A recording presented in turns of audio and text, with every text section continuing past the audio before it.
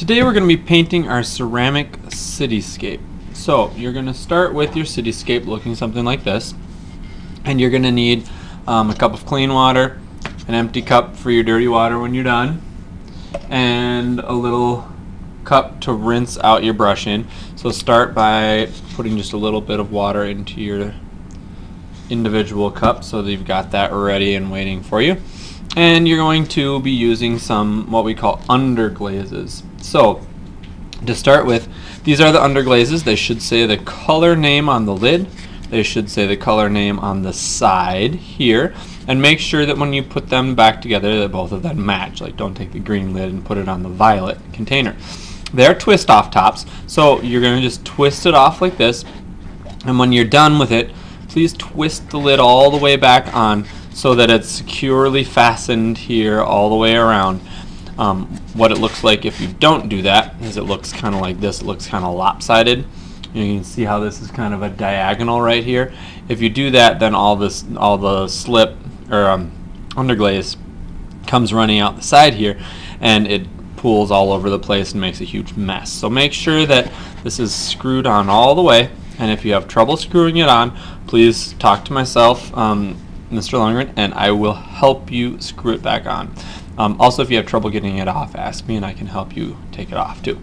So you're going to start by unscrewing your lid, and here this one is the violet color. So I'm going to use violet on this building here, and what you're going to do is you're going to take your brush, get it full of the underglaze, and you are going to paint it on just like this.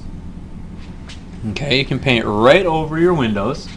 Okay, but do a nice neat job. You guys are in 3rd grade, so you have enough brush control and enough skill to paint right along the edge of your buildings and do a nice neat job of painting right along the edge of it without making a mess. Okay, go slow, take your time, make sure that it looks neat. I'm much more concerned about your artwork looking neat than who is done first. Okay, I mean, don't go so slow that it takes us, weeks and weeks and weeks to do this, but do a nice neat job. Okay, notice how I'm painting my whole building in. I'm painting in right over the windows, and I've got this opening here for a window. I'm going to stick my brush on the inside so that it gets painted on the inside there. And notice how I've got the whole building painted, nice even layer, and now I'm going to let that dry. Okay, once this is done, take your brush, wash it out really well, because we don't want to contaminate the other colors. So I'm going to wash my brush out. I'm going to make sure that I get the correct lid, the violet lid, and screw it back on here really nicely all the way so that it doesn't dribble out. I'm going to move to my next color, green. Okay, I've washed my brush out all the way here, blotted on my paper towel, and I'm going to start my next building here. Okay, so again, start right at the edge just like we've practiced on other kind of assignments, and do a nice neat job of painting right up to the edge. Please be careful and try not to slop one color over onto the next so that your buildings have nice even lines between them. I'm going to paint right out to the edge. I'm going to paint inside the window so it looks nicely and neatly done. And I'm even going to paint along the top edge. Okay, take the time to paint the top edge. It'll make it look nice because people will be able to see that when it's standing up and looking nice. Okay.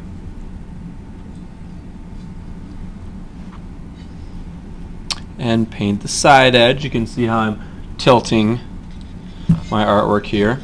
Try to keep it in focus, but I'm tilting and painting the edge here. You don't need to paint the back, but please paint the edge. That'll make it look nice when we're done. And please do a nice neat job of painting in. Okay, so those are 2 buildings that are neatly and nicely done. We're going to let those dry for a second while I show you what a bad example might look like.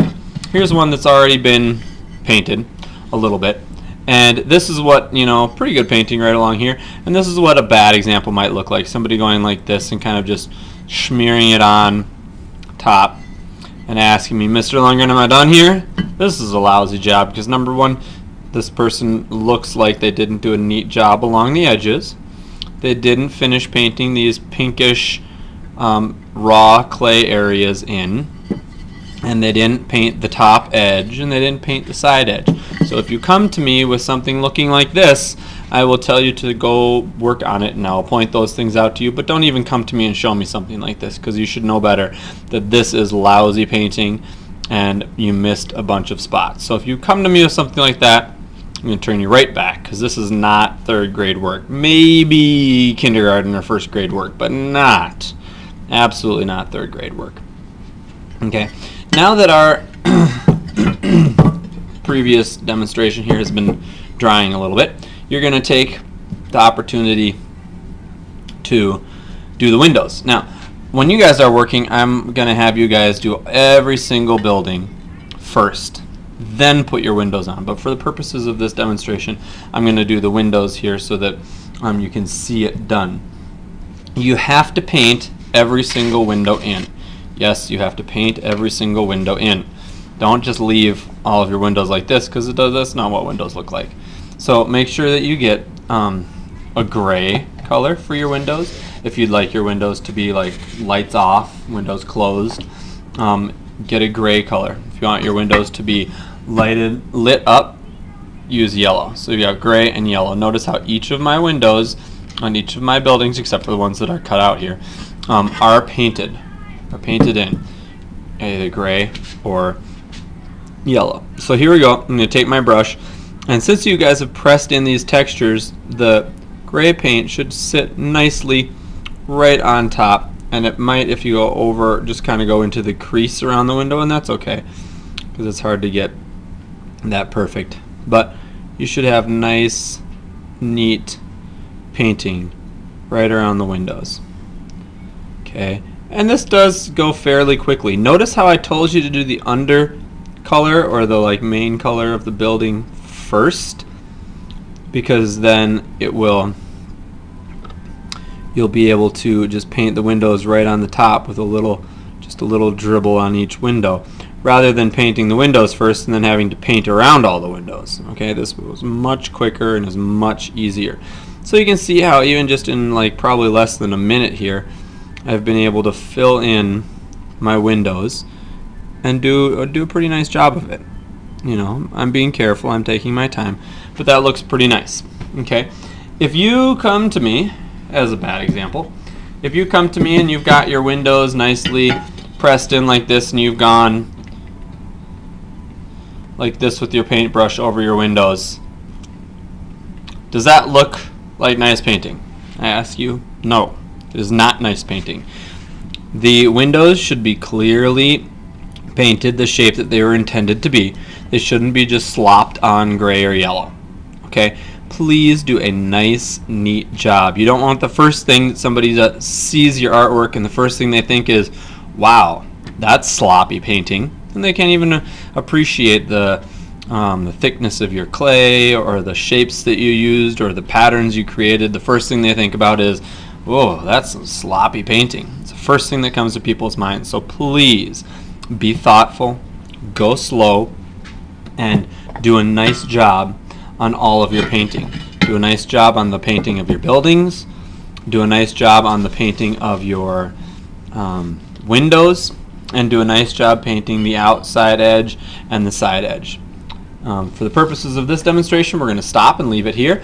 I'm going to have another demonstration in just a second that I can show you, and I'll finish the whole thing.